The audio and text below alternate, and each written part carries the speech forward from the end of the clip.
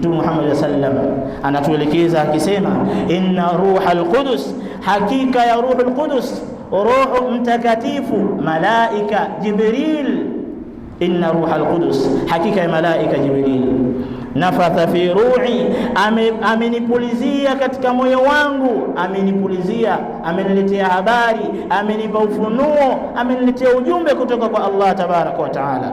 Ujumbe gani? Anna nafsan, kwamba hakika ya nafsi yoyote, lan tamuta, haitokufa kamwe, hatta tastakmila rizqaha wa ajalaha, mpaka nafsi hiyo ikamilishe sehemu ya riziki yake iliyoandikiwa kuipata hapa duniani, lakini vile vile mpaka muda wake wa kufa nafsi hiyo ufike, ndipo nafsi hiyo itakapokufa.